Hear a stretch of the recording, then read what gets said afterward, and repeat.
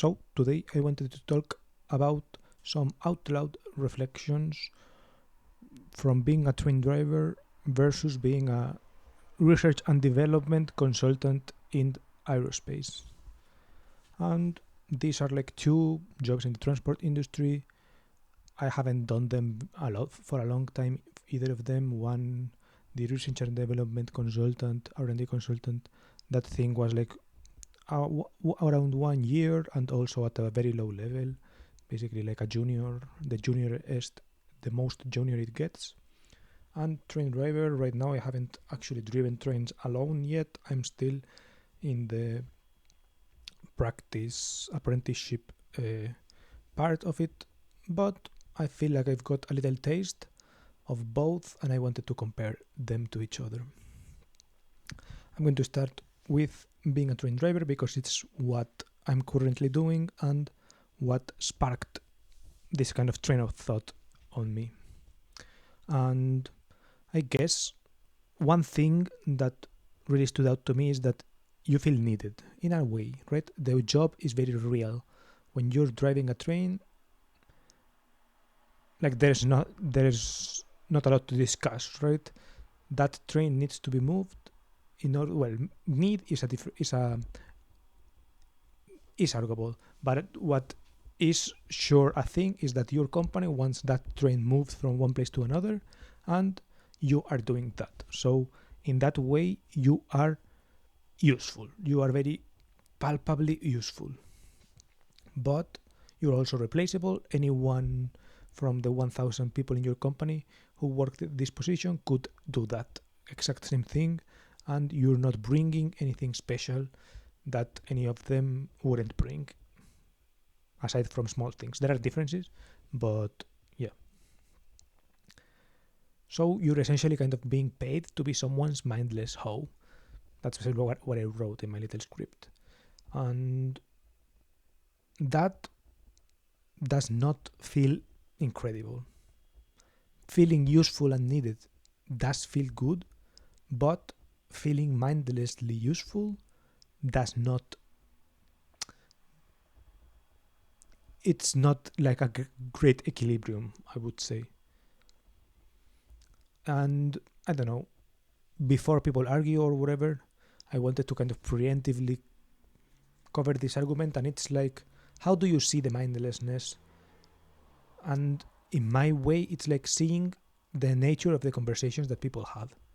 And these conversations are like quite limited and quite doomery, you would say. For example, everyone complains a lot about a certain sense, in a certain powerless way, about what the company can't do, how the company should do something better but it can't, and how the orders that they give are so stupid sometimes, how they handle the exception so poorly,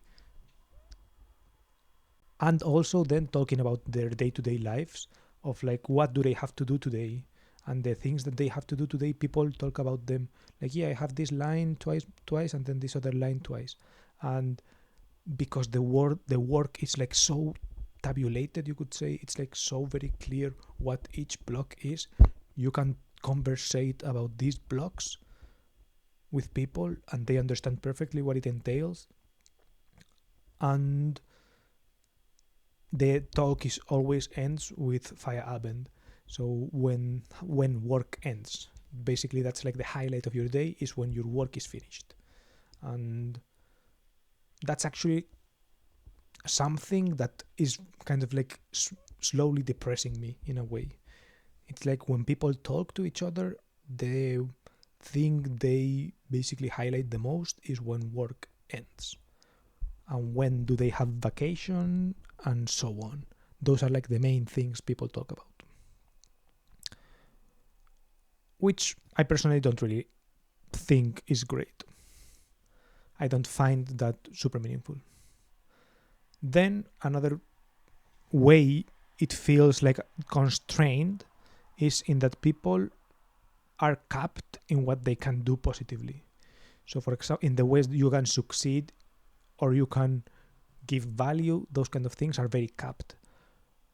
in the train driving world particularly, because there is like this very clearly timed Fahrplan, it's called in German, timetable for when you have to arrive at each station and when you have to depart.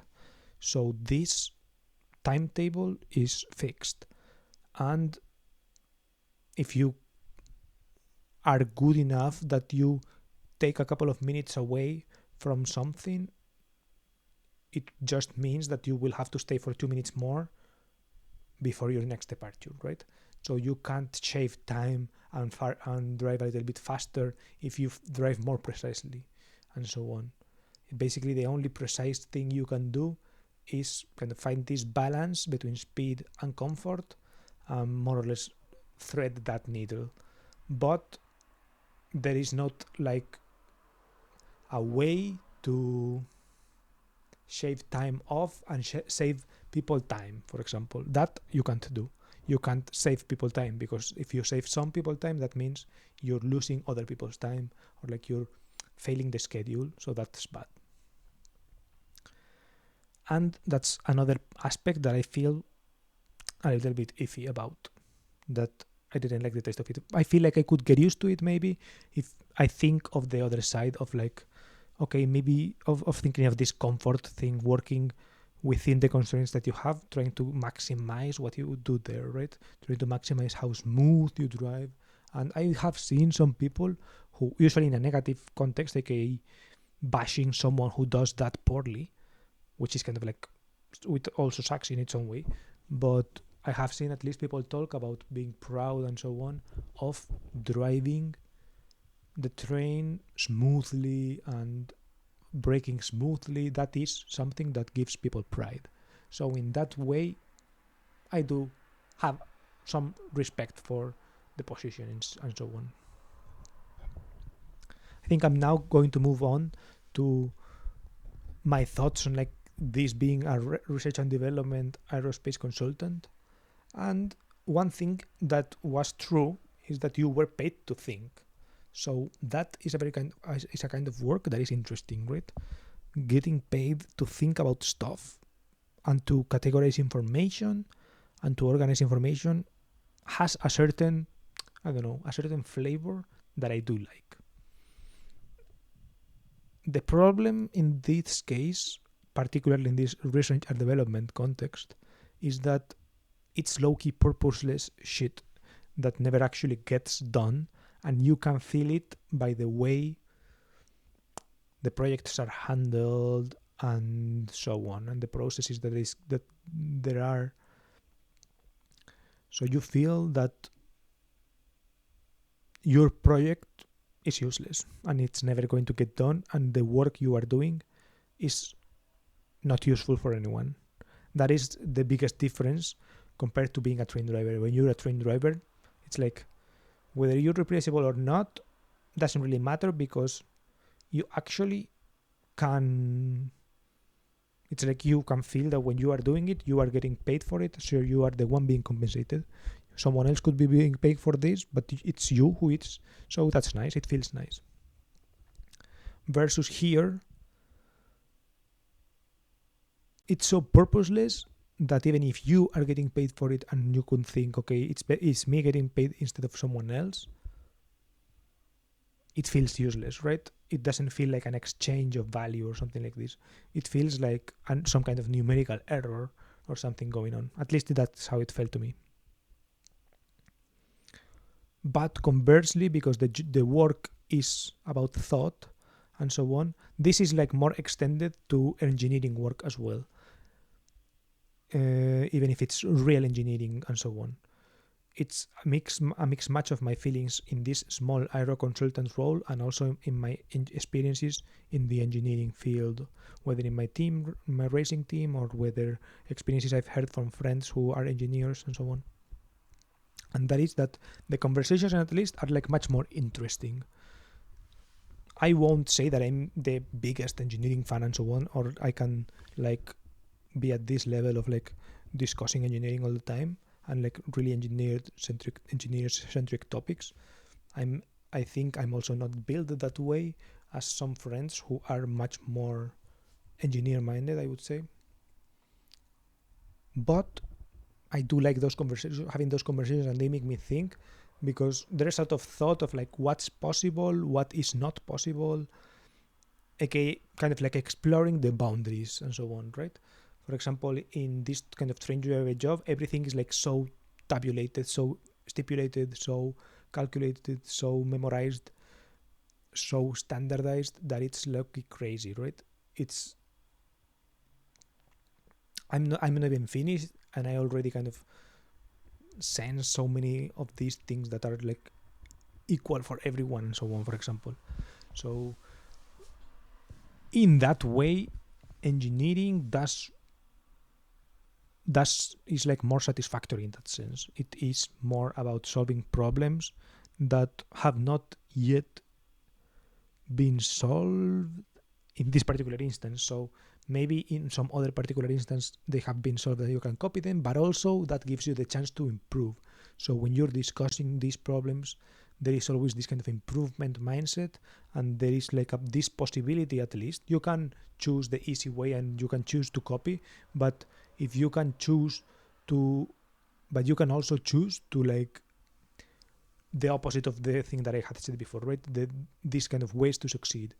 It's also sometimes it's also capped in a certain way by physics, for example, right? But it feel in that sense the ways that the things are capped feel real. For example, if you're designing some kind of part, even if it's for a project that doesn't exist, if you're designing a part, for example, some wing for an airplane, if you're designing this wing and you're optimizing it, and you can't optimize it anymore based on these parameters from this thing, it's like you have done your best, and maybe there are maybe there could be some other ways or whatever, but using this kind of like approach you've taken, that you've reached some kind of like physical limit that is real, that it's at least based, maybe not real in the sense that it's like an actual body of thing that has been experimented on, but the simulation that you have used, kind of like this method that you have used to arrive to this design, is actually based on some like real constraints, real forces that you have simulated, or like, yeah. Then the problem with these unreal situations is that sometimes the real forces you are using, things that like that, are all made up. That's when you get into trouble, and when, well, not into trouble, because the things it's not actually real, but that's when you start feeling bad. You start feeling like there's no purpose, when you start taking too many data that is like made up and so on, right? But provided you're working with good data and you're working in a project that, even if it's not 100% real, that it feels real, then the limits you find and the caps that you get are like physical, are like mechanical, are those kind of caps. They're not arbitrary caps that are there because of some rule. There are some also rules, and there are there are also rules that you have to follow, and there is normatives, and there are like guidelines and so on. But these kind of guidelines are usually like pretty sensible, that you can actually follow them pretty closely. For example, they're usually like safety oriented, and maybe they're dumb because they're like too safe, but being too safe is never like dumb.